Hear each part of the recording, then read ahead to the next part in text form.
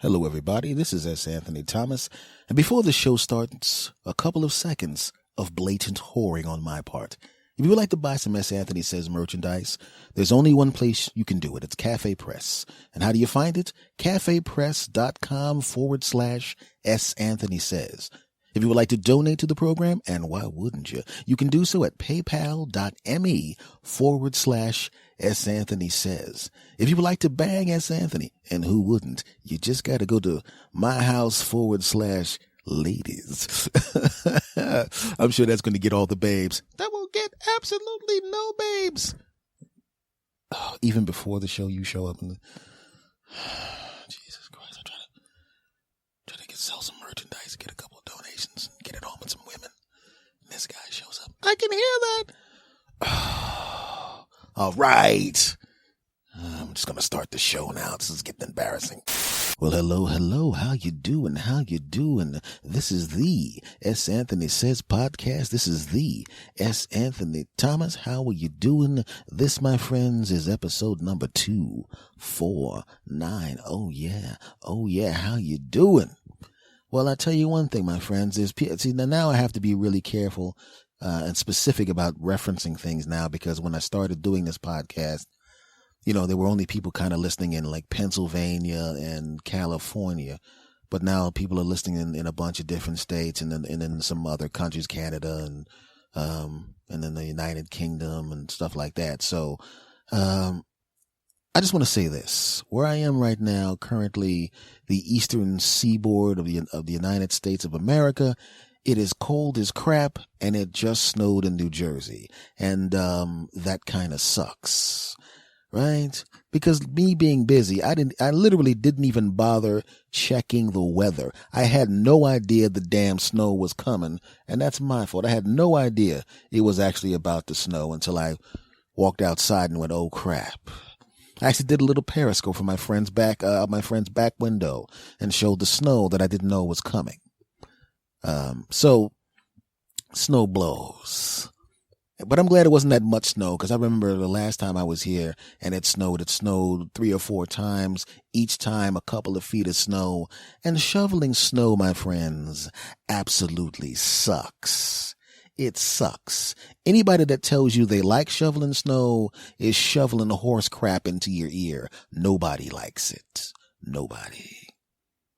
Now, being somebody who was born on the East Coast of the United States of America, I'm familiar with snow and cold weather, and I've gotten used to it. Then I spent the entire 90s and change in California and in that region of the country. So it was a decade or so of not seeing snow at all. Then I come back here and damn it, here we go again. But here's the thing, man. People that don't, how can I put this? People that don't have snow in their areas always think of snow as this romantic thing.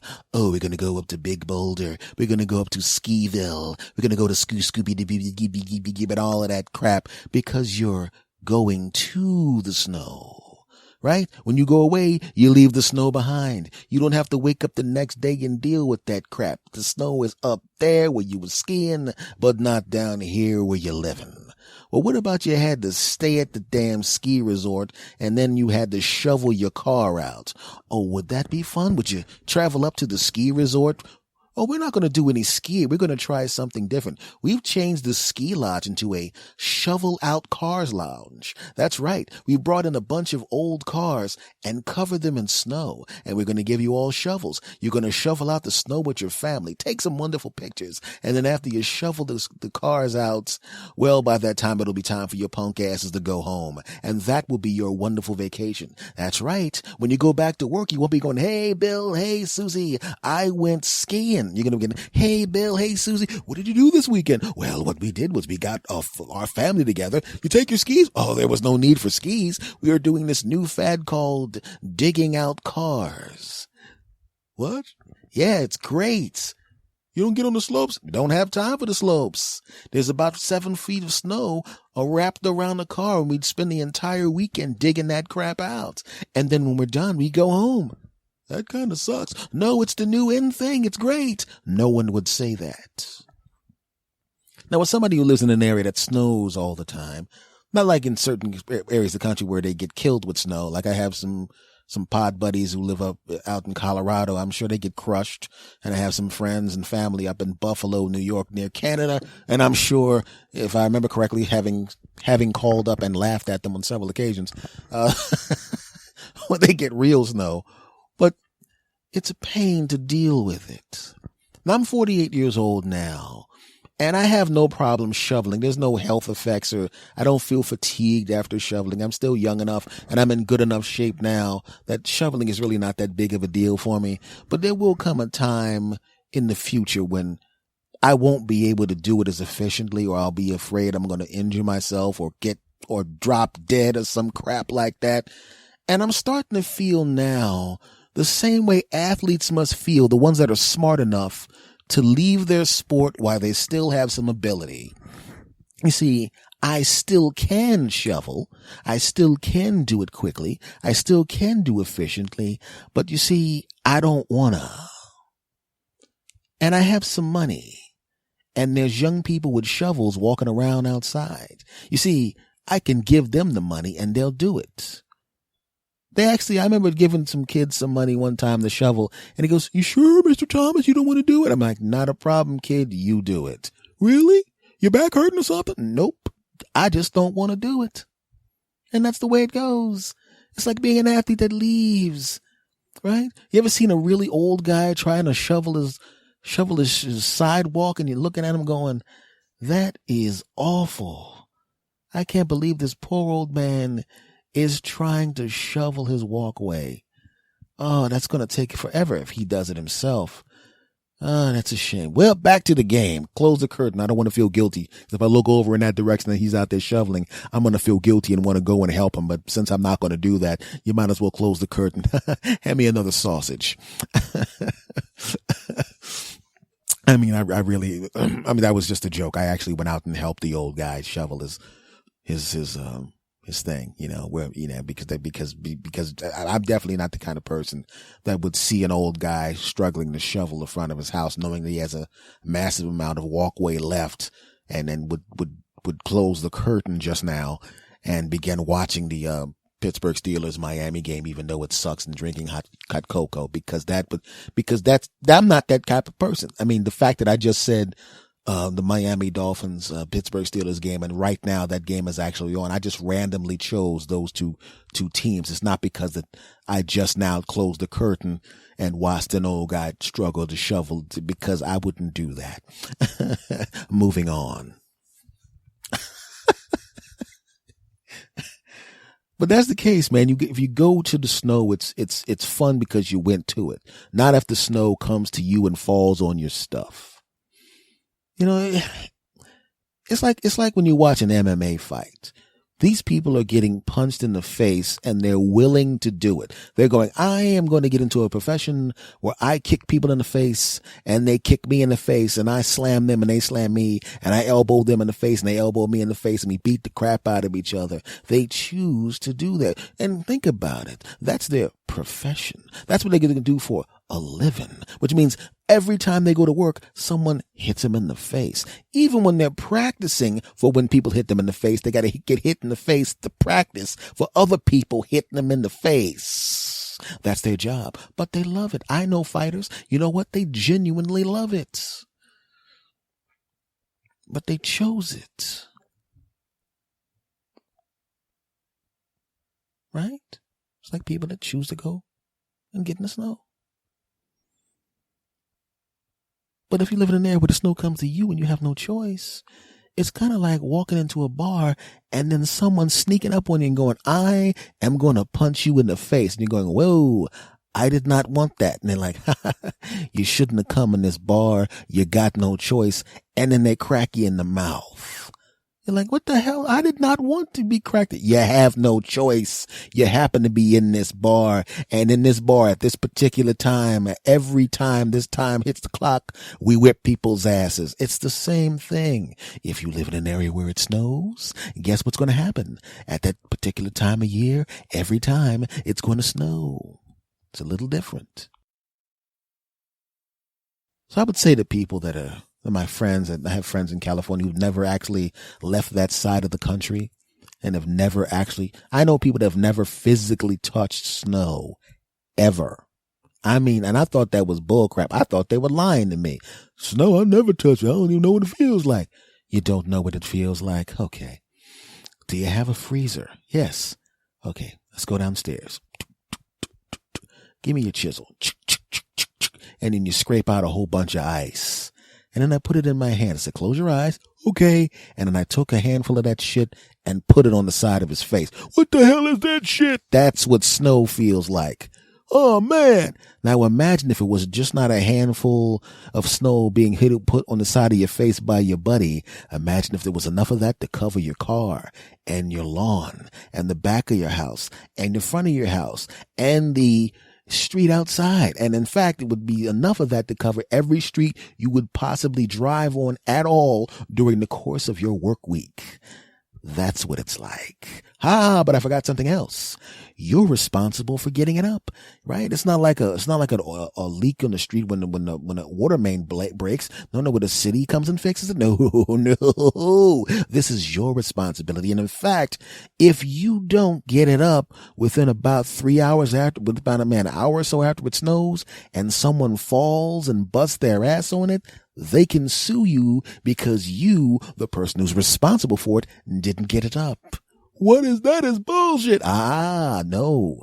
It's living with snow, you bastard. Oh, there's something else that's wonderful. When you dig your car out and you drive to the snow, well, there's a lot of snow, and some of the snow is going to cover cars, and there are going to be places where cars are not. There are no cars, just blank street, but the snow is so high that people can't park there. So what are they going to do? Well, they see this spot that's been dug out by someone who graciously dug out a nice car-size hole, and they park their car right in that spot. And you're thinking, what the hell is this? Get out of my spot. But you can't find the person. Why can't you find the person? Because you don't know which house they're in. It doesn't matter which house. You can't just assume it's the house next door. No, they're just gracious and they're just grateful to have a spot to park their car in, which means you'll have to either call all of your neighbors, and you're not going to do that. Why? You don't have all of their numbers. Why would you have their numbers? You can just walk to their house. They're neighbors. But it's snowy outside. It's really, really cold, which means you'll have to get in, put on your clothes, and walk outside. And then what are you going to have to do after that? Knock on every door. Walk through all the snow. Knock on every door. Bother this person, and then the next person, and then the next person, and then the next person, and then the next person, and then the next person, and then the next person, and then the next person, and then the next person, and then the next person, and then the next person, and so on and so forth until you find the culprit and try to get them to come out and move their car. And what are they going to do? They're going to go, oh, okay, I'm in the bathroom. I'm in the bathroom right now. I'll be out there in a minute. I have the keys with me. As soon as I get out of the bathroom, I'm going to come down there and I'm going to move that car. And you're going to go fantastic. And you're going to feel great. And you're going to walk back through the snow, back to your house, and you're going to walk in the house, and every 5 minutes you're going to look out the window, and the car's still there, and the car's still there. The car is still there. And you're going, damn it, what the hell? But you don't have your neighbor's number, so you get back in your clothes, you walk back, go back to, oh, I'm so sorry, man, I forgot all about it. I'm sorry, I got caught in conversation. I want to get my coat, and I'm going to be right out there to move that car. Okay, great. Not a problem. You go back to your house. You go back in your house, you take off your coat, you sit down. Well, he's going to move the car, honey. It's not a problem. Okay, great. And then all of a sudden, the bastard has not moved his car at all. He hasn't moved his car at all. He has not moved the car. It's back in your space. It's back in your space. It's back in your space. And you're getting angrier and angrier and angrier. And you want to walk back down there and kick his ass, but you can't because his whole family's there and they'd stomp your guts out. But you're mad at him and you're pissed at him. And then what do? You go back outside and you take your shovel out and you're in a bad mood and you just start putting snow back and more snow back and more snow back. And you buried a bastard back in the place. And you're going, well, I got news for you, jerk off.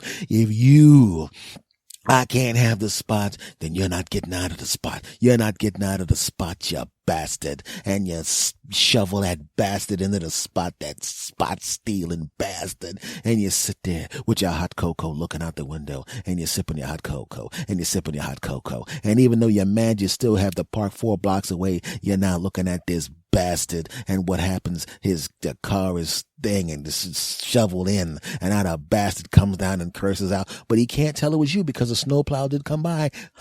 Plausible deniability. Now you can act like it wasn't you, and the bastard doesn't see you looking out the window and laughing, and that bastard walks all the way back down to his family's house, borrows their shovel, digs the spot back out, walks all the way back, which was kind of dumb. He should have just put the shovel back in the car and drove back, but he's stupid. It doesn't matter. He walks back, gets the shovel back to them, comes back, gets in his car and drives away, and you laugh your ass off and you say, ha, punk, and you come outside and you put a chair in a spot. You're not really supposed to put a chair in a spot.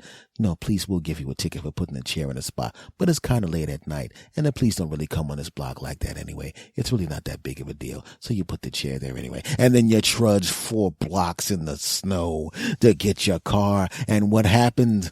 As it turned out, you also parked in somebody's parking spot, and that bastard is as vindictive as your ass and had his punk ass buried your car back in. Now you gotta walk 4 blocks back to your house to get a shovel. You walk to get the shovel. You walk all the way back to your car to dig that crap out. And then you dig your car out, like you put the shovel in the trunk. You get back in your car. You drive back to your house. You want to get your spot. It's great.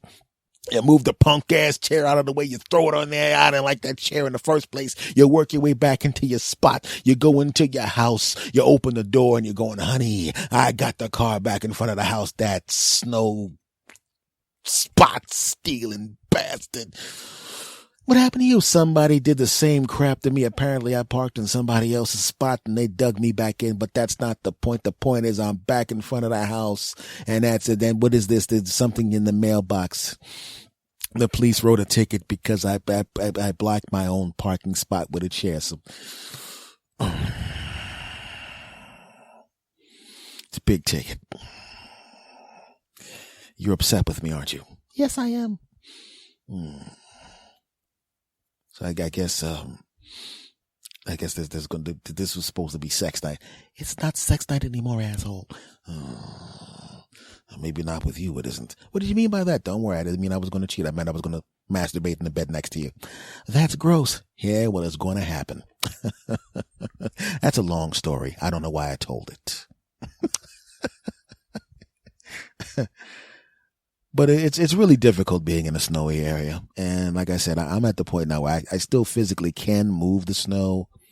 But what I'm going to do now, like I said, I'm going to have some kids do that crap. I don't want to. I want to retire from snow shoveling while I'm still at the top of my game. I want to retire from it. Like I said, I would rather retire from the snow shoveling game while I still got a few years left. Right? Because if you start paying kids after you done fall out a couple times, everybody knows, well, he's got a bad back and he can't do it anymore. Guess what's going to happen? The price is going to go up. Those little bastards. Those people have been watching Shark Tank or something, because I've seen them price gouge people and them paying more money to have their stuff shoveled. Well, you do have a bad back, Mr. Johnson. I mean, you wouldn't want to be out there shoveling your snow and with a bad back or anything like that. You know, Mr. Johnson. Well, what are you saying, boy? I'm just saying you can't shovel for yourself. So maybe you might want to offer up a few more bucks for all this shoveling. You really think all this shoveling is only worth $20? Well, I got news for you, sir. We think it's worth $60. I'm not paying $60. Really? Well, let me ask you something, Mr. Johnson. Did you know that an ambulance ride costs $600? Are you going to threaten to hurt me? Of course not. We're little kids. What we're saying is we'll go away. You'll attempt to shovel. You'll collapse. And then we'll have to call an ambulance for you. And then you're going to be in the hospital. And you'll have the hospital bill plus the ambulance ride. I know you're kind of old. I know that some of your insurance will cover the cost of most of this. But let me ask you a question, sir. What about the time spent in the emergency room? What's that worth to you? Huh? What about the time sitting there with young women and new doctors looking at your wrinkly nuts and going, no, sir, we're not laughing at your balls. We're laughing at something else entirely. Even though while we're laughing, we're pointing at your old wrinkly balls. And then you'll wind up bringing your old ass back here. And now it's even more frozen, sir. Then what are you going to do? Huh? Because by then it won't be $60, sir, because it's a much, much more difficult job to do. We're going to charge you $100. So it's your choice. You either give us $60 now Or you ride in an ambulance after you collapse. You pay the hospital bill. You have a bunch of people laughing and act your old wrinkly balls. And then you wind up having to pay $100. What's it worth, sir? Cough up the money, old man. We know you got a good pension. We know you got a good pension because, well, quite frankly, we kind of read your mail before, the mailman. Well, that's a different story. But just pay us the money, you old bastard. All right, you young punks, here's your money. That's right. Now get in the house and tell your wife we like those chocolate chip cookies. We want some of those chocolate chip cookies. And we ain't talking about her coming to the door with a plate with 10 cookies on it. We all get a cookie each or some crap like that. We want 10 cookies each. 10 chocolate chip cookies each. We know you have enough chocolate chip cookies in there for the 10 because once I said we go through your mail and we know she got a discount on Toll House cookies and she got a whole bunch of rolls of it and we did the math and we know you can make enough cookies for all of us. Now get the cookies, old man. That's right. Because little kids are scum. Okay, not all little kids, just little kids like the ones I just pretended to be. But with me, it's not like that. They can't pull that crap on me. Well, they tried that crap on me one time. I said, nah, that's a little bit too much. I ain't paying that much for it. Well, then you're going to have to do it yourself. Huh? Isn't that a lot of snowing for someone your age? Oh, really? I'm 48, not 88. Punks. And then I walked outside while they sat there looking at me, expecting me to pass out. And I shoveled my stuff so damn good and efficiently. I shoveled it 10 times faster than they would have shoveled it. And there was a whole bunch of their little punk asses. When I looked over at them like, yeah, you little bitches. Look at that shit. You just little punk asses. All you guys all do is shovel a little punk ass walking trail. Your trail is so thin that you shovel in the street that sometimes people have to step into the snow to let each other pass. But guess what, punks? I shoveled a whole damn walkway. And I put in good amount of salt down. I don't put that punk salt down that your little punk asses put down. I put down enough salt that there's no place for anybody to slip and fall and sue me, you little punks. In fact, I got 110 pounds of salt. I might just decide to go to a couple of these people's houses because I'm feeling so good. I'm feeling so good after shoveling mine. I feel so warmed up. I'm feeling so generous. I'm thinking maybe, just maybe, I might want to go to a couple of these old people's houses and shovel them for a little less than you charge. Oh, yeah. You wouldn't do that, sir? Oh, I might do it, you little punks. In fact, what I might do is I might shovel this stuff for free. No, not free. That's right, you little bitches. Gonna try to blackmail me like you blackmailed the old man down there. I saw that crap. And granted, I was laughing and going, ha ha ha, that's what you get, you old bastard, because back in the day, you kicked us off your lawn. So I think he pretty much deserved it. But that's a different story. That's really none of your business, you little pieces of crap. But I'm telling you right now, from now on, I changed my mind. Next year, you little mother suckers are going to we're going to shovel my house. Okay, great. But you ain't going to charge me crap. What do you mean? You're going to do the front and back of my house for free. Because if you don't do the back and front of my house for free, I'm going to do this entire block for free. You wouldn't? Oh, I would, you little punks. That's right. And don't start thinking, well, you're going to get old eventually. I know I'm going to get old eventually, but you know what won't get old eventually? The fact that I have enough money to very, very easily buy a snowblower and a really, really long extension cord. Oh, it'll only take me a few seconds per house to do what you do. And it won't cost me that much in electricity because I'll be able to do it quickly, you little pieces of crap. Now, right now, if you don't do, in fact, since I've already done my front of my house, I don't have anything for you to do right now, but I got one other thing I need to do. I need to get the snow off the mighty Toyota Camry. And in fact, I'm not doing it. You little bitches are going to do it. Get your punk asses over there right now and get the snow off the mighty Toyota Camry. And just in case you little assholes decide you want to scratch the paint or do something to the car, I know what it looked like. I have pictures of my car I took yesterday just in case. And I know exactly where scratches were and where scratches weren't because there were no scratches, you little bastards. And if I see one scratch on my car, if I see one little, and then my tires are flat or some crap like that, any kind of sabotage to my ride, you little pieces of crap, I am going to buy a snowblower and I'm going to blow the snow off of all these houses. In fact, I'm going to get a big snowblower. and take the source of your real money. I'm going to clear out the street. No, don't clear out the street. Shut up, assholes. Get to work, you little punk asses. I know what you're thinking out there, everybody. You're probably thinking I'm being a little too harsh on those little tubs of crap. But let me tell you something. You mess with the bull, you get the horn. Yeah, that's right. But if you don't live in a snowy area, you don't know what it's like. But I do. So there's a lesson for you. If you're an adult and you live near me, because you know I live in New Jersey right now, tell your kids they better act right when it comes to snow time, or Mr. Thomas is going to buy a snowblower and run their little punk asses out of business. Oh, yeah, I'll do it. Yeah. Segment over. All right, guys, let's talk about something interesting here. Facebook is on the map again. And how is it on the map again? Because I actually got contacted by a girlfriend from back when I was in my teen years. So if I'm 48, that means she's 58 years old. She was like 29 years old. I was about 19. And how can I put this politely? We banged the crap out of each other for a little while. And it was really an interesting thing because as an older guy, as a 48-year-old guy now, I would have immediately been able to assess the situation and realize that, I was basically kind of like the rebound guy, and it turned out she started to like me. So we stayed together for a little bit longer, but eventually it got to the point where, when you're 19 years old and the woman you're getting it on with is 29, that ain't going to work out. Eventually, she's going to go, you're just a dopey kid, and I need to be with someone who's already established in their career. It was fun, and all that kind of stuff. But instead of breaking up with me, she was literally kind of like test driving some other dude, a.k.a. cheating on me, and I didn't realize it. And she had been cheating on me for a while.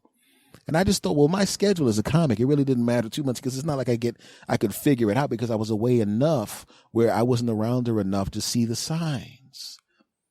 But one day I do a gig, and instead of staying for the whole weekend at this particular city, I decide to go to where she is because she was expecting me anyway. But I got there a little early, and I had the key to the place. And what I was going to do was going to go in and romantic it up and put the thing on the rose petals and the thing on that, and to put the bubble bath. And I was going to do something nice. I wanted to, I was not just 19. I was deep into 19 years old now. I wasn't just 19. I didn't just turn 19. I was 19 and a half now, and it's time to show my 29-year-old girlfriend that I'm banging the crap out of, who's banging the crap out of me, how mature I am, because I'm now 19 and a half, not just 19. So I show up at her house and I find out through subtle ways that she's cheating on me with some guy a little bit older than her. And you're probably going, well, come on, man. You were a 19-year-old kid. You were probably just, a little bit too jealous. You're probably just jealous because you have this beautiful 29-year-old who's banging the crap out of you and you're banging the crap out of her. You probably saw something stupid and just jumped to conclusions. And no, this was really a telltale sign that the 29-year-old hottie that I was taking to Drillville, she was cheating. How do I know she was cheating? I'll give you a hint. I walked in and she was banging a dude. Yeah, that's how you know when your woman is cheating. When you walk in and there's a dude on top of her taking her to Pound Town. And you're standing there and you're looking and he's just pounding away and she's digging it. And you know she digs it because she's making the same sound she's made when you took her to Drill City on a regular basis. And then she looks over and goes, huh, and he looks over and goes, huh. But they keep pounding. I'm standing here angry and you're still pumping. What the hell is it? Hey, I said, what are you doing? And they stop for a second. He's still on top of her, by the way. What the hell is this bull crap? I ought to kick your ass. And the guy goes, hey, come on, kid, just wait outside for a second. So you can get dressed? No, so I can finish this up. So you can finish it up? And I walked out and closed the door and I was about to storm out. and I opened the door back up, and they weren't getting dressed. He was still going. I said, get off of her and get your clothes. He goes, all right, kid, I'll be out there, and I'll be out in 5 minutes. I'll finish this up. It'll just only take 5 more minutes. And I closed the door, and I didn't realize what he just said. He didn't say, I'll be dressed in 5 minutes. He said I was going to finish this up 5 minutes. He literally was telling me, I'm almost done the complete act of banging your girlfriend, but I want to complete the act of banging your girlfriend before I go. I mean, I'm 5 minutes away from finishing banging her, and I'm not leaving till I finish. And I'm standing there with the door closed. I was so mad. And then he comes out, and he's with his clothes under his arm, and I'm telling you right now, what a loser. He said he was going to need 5 more minutes. He only needed 2 more minutes. What a punk. And then she comes outside, and she's looking at me, and she was so double guilty. You know, when somebody is caught so red-handed, they don't even know what to say. And instead of addressing what just happened, they try to start a regular conversation as if you're dumb enough to be so distracted by the new conversation, you're going to forget what you just said. And I'm standing there looking at her, and I was going to whoop that dude's ass, but I'm like, I don't want to, beat his ass and wind up in jail. And all of a sudden, I'm in jail, and then he's back here banging the crap out of her, laughing, going, remember that kid that almost whipped my ass? Yeah, it's too bad. Speaking of asses, bend over. No. I let him go, and I wanted to talk to her. And like I said, she's going to try to start a conversation to distract me from what just happened, as if she's going to go, so, I'm going to get some coffee. You want some coffee too? Oh, sure. I'd love some coffee. No problem. Hey, this is some good coffee. What brand is this? Hey, this is the brand my grandfather used to drink all the time. I tell you, I got some funny stories about my grandfather. Man, I forgot why I was coming over here, and I really don't even remember another guy on top of you taking you to Pound City. Wait a second. You almost had me fooled. Oh, hell no. Talking about, do you want some coffee? No, I don't want to I want to know why you let that other dude in your ass. That's what I want to know. You away so often? I was going away often all the time anyway. What, you can't go on 2 days without somebody else seeing you? You make me sick. And I knew I was mad because she was already naked, and then she was starting to hit on me. And I was sitting there going, really? Another guy was just, you want me to, you didn't even go take a shower. Ew. It's gross. And then we had the knockdown, drag out fight. Now, we didn't actually hit each other because I don't hit women. And it wasn't even one like we were yelling. We were just like looking just intense. I can't believe you lit another guy. I can't believe you didn't. I can't believe you didn't knock on the door. Knock on the door. You gave me a key. You know why you gave me a key? Because I was your boyfriend. And the only person that should be banging the crap out of you was me. Because when I'm on the road and these waitresses and these people in the club and the audience members want to go back to my hotel room and get another hour and a half show with me on top of them instead of on top of a stage, because I'm just as good on top of the women as I am on top of the stage, as you should know. That's right. But I never did it. I never drilled one of those waitresses. I never took one of my audience members to Pound City. I never took anybody that I met after the show to Drillville or Bang City or Pound Town or none of that crap. And I come back and some other guy's getting it on with you. You make me sick. And then she opened her robe again, and that's when I knew I was mad, because normally when she opens her robe, whatever I was doing at that time would cease to exist, and then I'd jump on top of her. But when she opened her robe, all I could see was was that guy's back and that guy's ass. It was as if he was still on top of her going to Drill City, and I was like grossed out by her delicious, perfect body, which under normal circumstances I would have banged the crap out of, but in this circumstance I couldn't picture anything but that other guy going to town on her. And I gave her a kiss on the forehead, and I said, you know what? I deserved better than this. I know I'm just a kid. And that was the first time I actually felt like a kid again. Because when you're 19 years old and your girlfriend's 29 and you getting it on with her all the time, even people just don't assume a 19-year-old is getting it on with a 29-year-old. So they're literally looking at you thinking you're a 29-year-old that looks like a 19-year-old. Well, you must be eating healthy, and you go along with it. Yeah, I'm eating real good. They don't realize you're just some punk-ass kid. And I felt like a man. But then I realized when I came back to that apartment and the man was pounding away on top of my girlfriend, and I was just a kid. So I walk out of the place, and I didn't even have a car. Had to walk, Because the thing was, it didn't really matter. Normally when I would go over there, I would get it on with her and ride back to where I was. And now I had to catch the train back to Philly. And I'm hearing that song from that sad music, The Lonely Man, from the 70s era Hulk series. You know that song? I'm not going to hum the whole song. And that's what I heard. I was crushed. And no matter how old you are, you can't really deal with that. It's bad enough to have the hearer on the phone talking to a dude, or catch a love note, or hear from some friends, or maybe see a picture, of her kissing some dude, or drive by. That's one thing. But to actually walk in and the guy's on top of your girlfriend pounding away. Oh.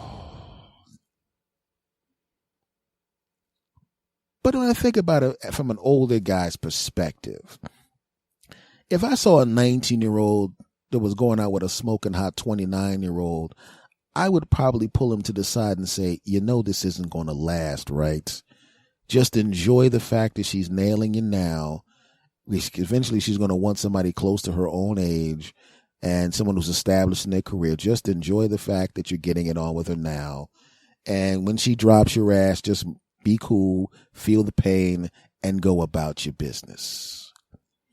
And I'm starting to think time travel is real, because 20-year-old me was in a very similar situation. 20-year-old me was nailing a hot 35-year-old woman. And apparently 48-year-old me had gotten back to 20-year-old me and whispered in the 20-year-old me's ear and said, "This is not going to work out. Just enjoy getting it on with her." And I enjoyed getting it on with her. And when she inevitably dropped my young, wet behind the ears, not even old enough to drink ass, I wasn't even upset. In my mind, I'm going, I had sex with you 114 times, and I'm glad that I had sex with you 114 times, because it felt great to have sex with you 114 times. She goes, "You're such a wonderful young man." And as soon as they say young man is this, you could already hear your feet hitting the steps walking out of the apartment as they drop kick your punk ass out of the relationship. But that's okay. 48-year-old me apparently went back and talked to 20-year-old me, and he took it graciously. In fact, 20-year-old me said, "Listen, I knew I was the rebound guy. I've already been through this. When I was last year, I was with a woman who was 29 years old. We got it on a bunch of times. Eventually, she wanted to be with someone who was more established in their career, closer to her age, more mature. I appreciate you just dumping me and not cheating on me. She cheated on me. It's okay. We had sex 114 times. It was awesome. I enjoyed it. I kind of knew I was the rebound guy. Not a big deal. Not a big deal. And it happened again later on that year with a 32-year-old woman that I was banging the crap out of. And this time I knew in the beginning. I said, "Listen, I'm the rebound guy. I know it. I don't care. If we go out and this turns into a relationship, fantastic. I would love it. Not a problem. But if you decide to drop me at some point because you want to be with someone with a regular guy career, I'm okay with it. I don't mind. I don't mind you banging me for 8 weeks to 12 weeks before you decide that you want to be with someone else. It's okay. I'm the kind of person that will do that for you. In fact, I enjoy banging you so much. If the next relationship doesn't work out and you want to come back and bang the crap out of me for a few more months while you find someone that you really like, and then the next relationship, just keep coming back. And if I'm not seeing anyone, I will make the sacrifice of banging the crap out of you while you look for the next person. I'm that kind of friend. Whenever you need to bang someone between boyfriends, I'll be there for you. I'll be there for you. When you need to do some banging, I'll be there for you. Between other dudes. Yeah, I said it. Because I like to give back to the community.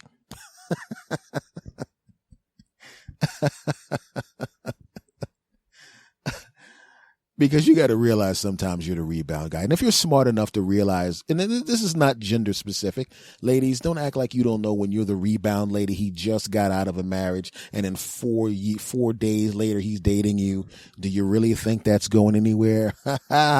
Only place is going is the bedroom and maybe a few plays. And then he's going to get his confidence back. And then he's going to start going out with someone he really wants to be with. You're dating damaged Doug, not healthy Doug, damaged Doug, right? Think about it. Doug's a car, right? When the person sells the car because they don't want that car anymore and they want to go get a new car, they sell Doug. And then you come up and buy Doug. And then eventually, you start repairing Doug, right? And all of a sudden the paint job is together and the wheels are good and the radio's fixed and all the dents are gone. And now Doug looks like a great car. And the next thing you know, all of a sudden other people want to buy Doug. Well, if it was a car, it's your property, and no matter how good it looks, no one can buy it from you if you ain't willing to sell. But this is not a car, this is a person. And now that he's all healed up and licked his wounds and he's been working out with you at the gym and he's all in good shape, and all of a sudden you who were there for him 4 or 5 days after his long-term relationship ended, you who were banging the crap out of him until he started feeling better about himself, you might even have taught him a few things. Oh yeah. Or maybe he got to do a couple of things with you that he didn't want to do with her or couldn't do with her because she wasn't into those things, but you were. And now he's mastered those things, and now he feels good about himself. And now someone else is going to be riding the car that you spit shined. Oh no. And that works out both ways, my friend.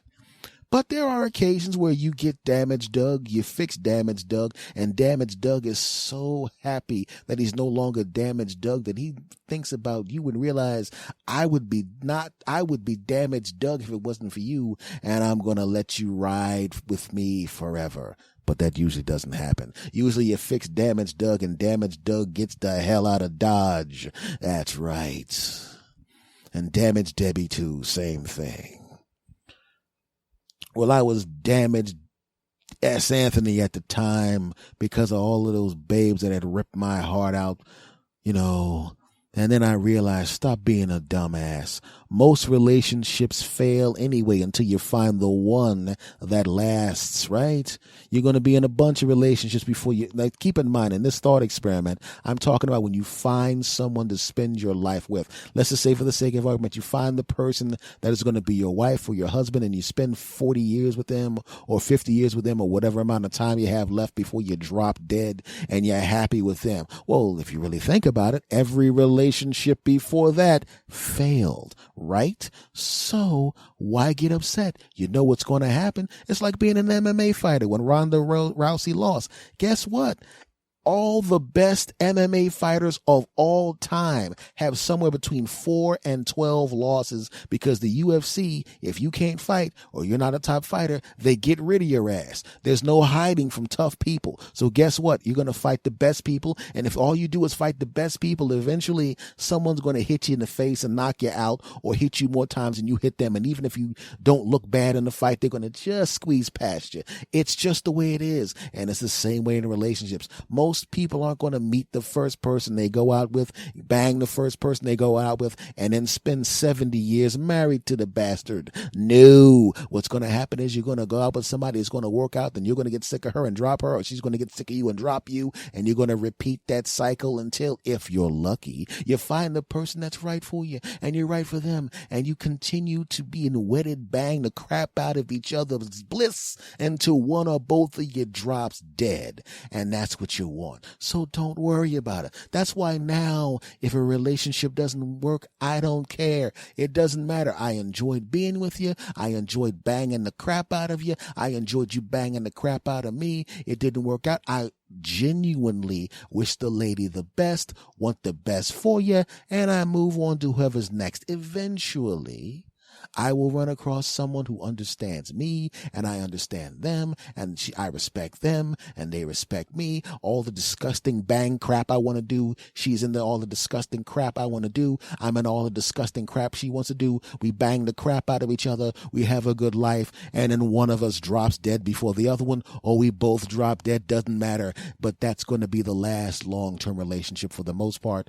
except for the one that's not dead. That person will eventually probably go off and begin banging someone else, but that doesn't matter because the other one's dead, So all I'm saying, my friends, is when I thought about that person that used to bang the crap out of me when I was 19 years old and cheated on me when I walked in on her banging somebody, I was mad back then. But now, 30 years later or so, or 29 years later, I'm not mad. Why? Because I've banged a whole bunch of women between there and her and now, and it really doesn't matter anymore. I'm a grown man now, and I've long since forgiven her for that. And now she's contacted me, and she sees I still look good in my picture, and she probably wants to get it on with me. And guess what? It ain't gonna happen. Oh, wait a minute. Is that the girl she looks good. She's 58? Yeah, she's 58 years old. Oh, man, she looks good for her age. Yeah, she does, doesn't she? She was always a beautiful woman. Yeah, is that the one you were banging last week? No, because I did that's the one that was over here the other day. Remember when I came in the house and I brought that stuff for you? And she came downstairs in a robe and you had nothing you were wearing, walking around in your underwear? And you said, man, it was great banging you after all these years. Oh, that's a funny little joke you told on the podcast. So normally I'm annoyed when you show up and say some stuff, but this time, what you're saying is so unbelievably untrue. But because yeah, she's outside right now. She said, hurry up and record this so you can have some more for delicious buttocks. Hell, I have too much pride in myself and self-esteem, and even though I know that what she did was a long time ago, I still realize it was time for me to move on. And I don't like to revisit old relationships. I think it's wrong. Dude, I saw you. You had your hand on her ass and you were saying, hey, baby, let me get some more of that. And then you said, hey, I learned a lot since the last time you saw me, baby. Let me get some of that. And then you slammed the door because you didn't realize I saw you. Oh, come on, man. That's enough of the jokes, okay? I'm going to turn your mic off, you piece of shit. Anyway, folks, like I said, he was completely lying. There's absolutely no way in the world that I'm going to revisit. Come on, I'm so hung up on a woman at almost 30 years later. She's 10 years older than me now. It's different when you're 19, when she's 29. I'm 48 now. She's almost 59 years old.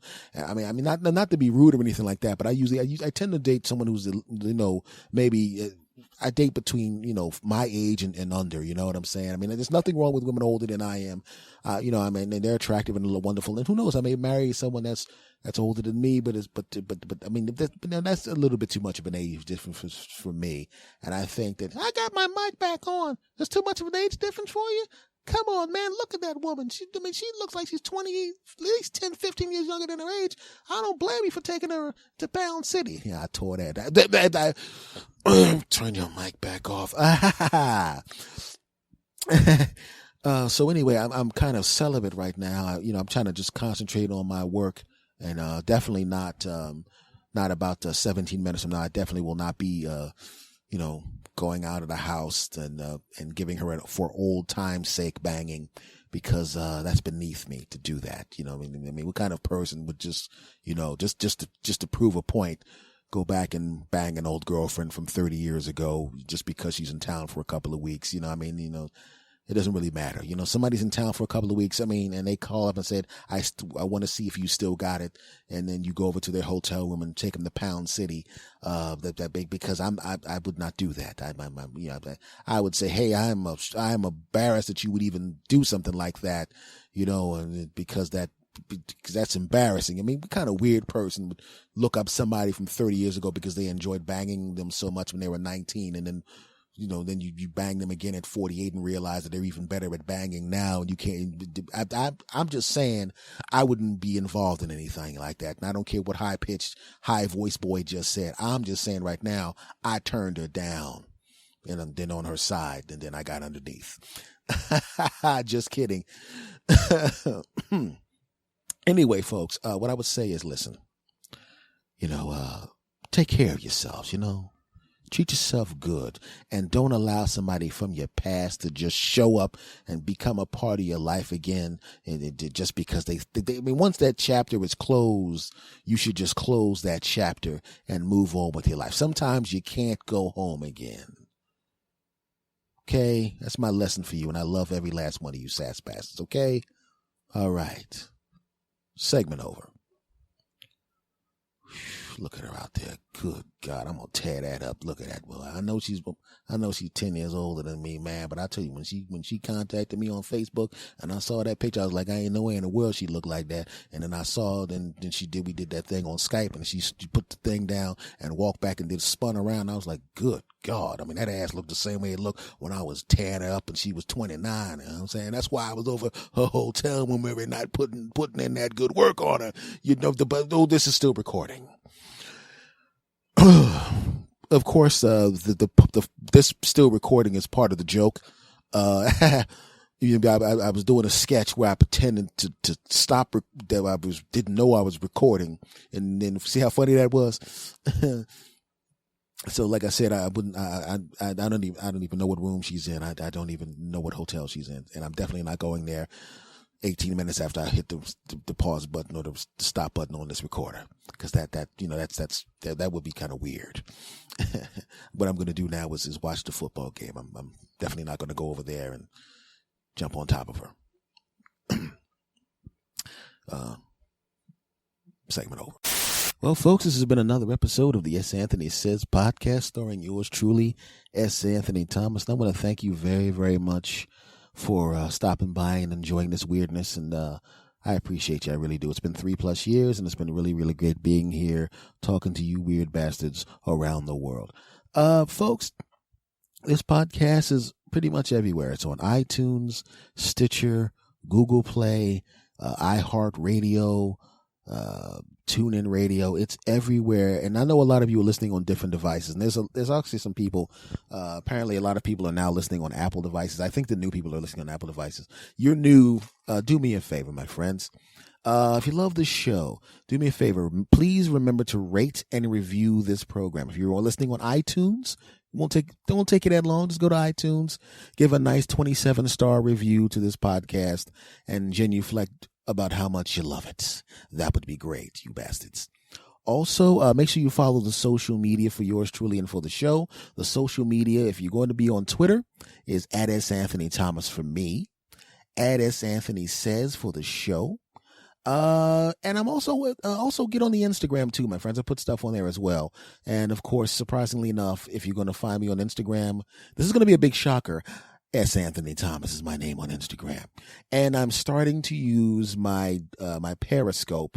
So this is going to be a real shocker. The Periscope is also S. Anthony Thomas. It's amazing how that works, huh? I'm creative. So thank you very, very much. You guys have been very, very kind to me. Also, for those of you that are sending me emails, I will use some of your emails on the show. If it's appropriate, but the email address to me is talktosanthony@gmail.com. TALKTO, of course, my name, santhony @gmail.com. Now, if I have permission to use your email on the air, please type in the email right at the top, yes, you can use this on the air. Because if I don't see that you typed on it, yes, I can use it on the air, I ain't using it. So if you have questions, comments, or declarations of love, and it's something that I feel will fit into the show, I'll use it.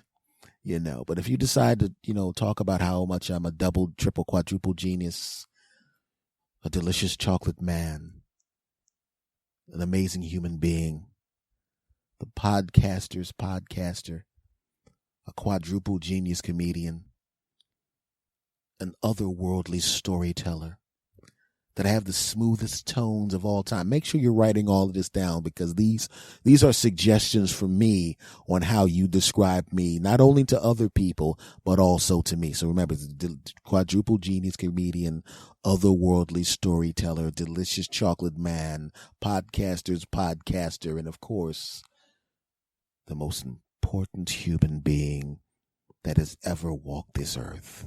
Yeah. So make sure you wrote all of that down. And if you want to put that in, if you decide to review the show on iTunes, like I would like you to do, or whatever, but mostly iTunes, make sure you throw a lot of that in there. But do me a favor. Make sure you mix up the words a little bit, because people are going to come and listen to this podcast and they're going to hear me say that and they're going to go, well, you just said that because you like him and he said to say that. So whatever you do, just talk about how incredible I am, but use your own language. I've gone too far in this segment. Much love to everybody. But you guys have been really, really kind to me, and I really appreciate it. Thank you for everything, for the kind words, for listening, for telling friends, for subscribing. I really appreciate that. And that goes for everybody, my sass bastards in Great Britain, my sass bastards right here in the United States, my sass bastards in all the other places that are listening right now. Thank you for spreading the word. Thank you for telling people, because I can see that you're doing it, and it means a lot to me. So thank you for all of that. Much love to every last one of my sass bastards. And to me, it doesn't matter whether you listen to me on a lawnmower, whether you're walking down the street with buds in your ears, whether you're on a treadmill, it doesn't matter. Thank you for letting me into your ears, into your mind, into your heart. And I'm going to say goodbye the way I always say goodbye. And I'm hoping no matter where you are, no matter where you're listening, if you're one of my sass bastards, I want you to say it with me on the count of 3. You're going to do that? And of course we will. We love you. Fantastic. 1, 2, 3. S. Anthony. Out.